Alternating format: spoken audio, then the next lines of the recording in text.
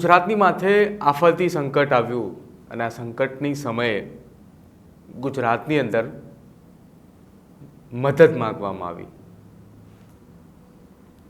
ગુજરાતની અંદર આફતી સંકટ આવ્યું હતું અને આ સંકટ સમયે એનડીઆરએફ, એસડીઆરએફ અને આર્મીની કોલમોની અને સાથે સાથે ગુજરાત પોલીસના જવાનો એ ગુજરાતની જનતા માટે દેવદૂત બનીને આવ્યા। હું વાત કરી રહ્યો છું ગુજરાતના સૌરાષ્ટ્ર વિસ્તારની અંદર કે જ્યાં સૌથી વધારે રેસ્ક્યુ કરવાની પણ ફરજ પડી અને જ્યાંથી લોકોને બચાવવામાં આવ્યા। લોકોને એ પ્રકારે બચાવવામાં આવ્યા કે જ્યાં નદીનું વહેણ વહેતું હોય, જ્યાં પાણીની પ્રવાહ એટલો વહેતો હોય કે જ્યાં કોઈ વ્યક્તિને જવું પણ મુશ્કેલ બને એ જગ્યા ઉપર એનડીઆરએફ, એસડીઆરએફની ટીમ અને સાથે સાથે ઇન્ડિયન એરફોર્સની ટીમ પણ જ્યાં હેલિકોપ્ટર દ્વારા રેસ્ક્યુ કરવામાં આવ્યું છે કે જે એક દિલ ધડક રેસ્ક્યુ પણ કહી શકાય। નમસ્કાર, આપ જોઈ રહ્યા છો ન્યૂઝ રૂમ અને આપની સાથે હું છું પ્રદીપ। આજે એટલા માટે આ જવાનોની વાત કરવી છે કેમ કે ગુજરાતની અંદર આફતી સંકટ આવ્યું ત્યારે ન તો કોઈ નેતાઓ કે ન તો કોઈ અધિકારીઓ એ કોઈ જગ્યા ઉપર હતા કે જ્યાં રેસ્ક્યુની ફરજ પડી હોય, ત્યાં દૂરથી કહેતા હોય કે આ જગ્યાએ આ વિસ્તારની અંદર રેસ્ક્યુની જરૂર પડી છે, આપ અહીંયા આવો, સૌથી પહેલાં અહીંયાના લોકોનું રેસ્ક્યુ કરો। આજે એટલા માટે આ જવાનો માટે બોલવું પડે છે કે આ જવાનોએ ગુજરાતની જનતાને બચાવી છે। એ પોરબંદર હોય, એ દ્વારકા હોય, એ જામનગર હોય કે પછી એ વડોદરા હોય કે જે વિસ્તારની અંદર રેસ્ક્યુની ફરજ પડી છે ત્યાં આ જવાનો વિચાર્યા વગર પહોંચ્યા છે। કોઈ બીમાર હોય તો તેને પણ રેસ્ક્યુ કરવાની કામગીરી કરવામાં આવી હતી અને સાથે સાથે આ જવાનોએ દરિયાની અંદર જે માછીમારો દરિયો ખેડી રહ્યા હતા એ તમામ માછીમારોને પણ એલર્ટ કર્યા હતા। રાજ્યની અંદર જ્યારે આફત આવવાની શરૂઆત થઈ એટલે કે આજથી લગભગ 3 દિવસ પહેલાંની વાત છે, 3 દિવસ પહેલાં જ્યારે રાજ્યની અંદર વરસાદની શરૂઆત થઈ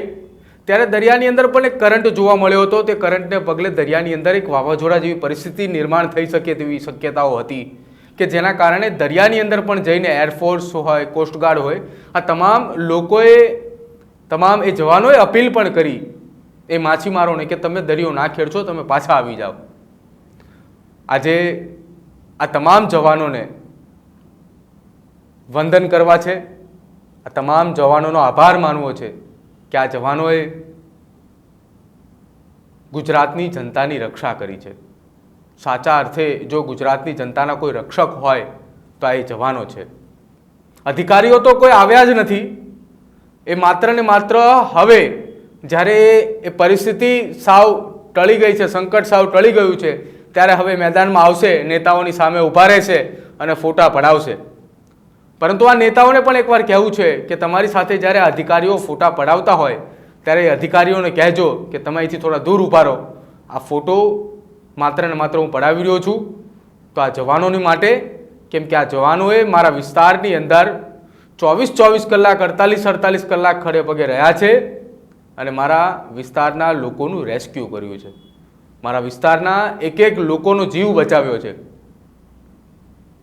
સાહેબ, ન્યૂઝરૂમ પણ આપને એક અપીલ કરે છે કે જો આપ આપના વિસ્તારની અંદર જાઓ છો તો વિસ્તારની અંદર જઈ અને ખાલી માત્ર ને માત્ર જે વ્યક્તિઓએ આ સંકટની સમયની અંદર જે છેલ્લા 48 કલાક, 60 કલાક, 70 કલાકથી ખડે પગે છે ને એમની સાથે ફોટો પડાવજો, ન તો કોઈ આઈપીએસ કે આઈએએસ અધિકારી સાથે। ધારાસભ્યશ્રીઓ જે વિસ્તારની અંદર આ સંકટ આવ્યા છે એ સંકટની અંદર હવે જજો અને લોકોને પૂછજો કે તમારી માટે દેવદૂત બનીને કોણ આવ્યું?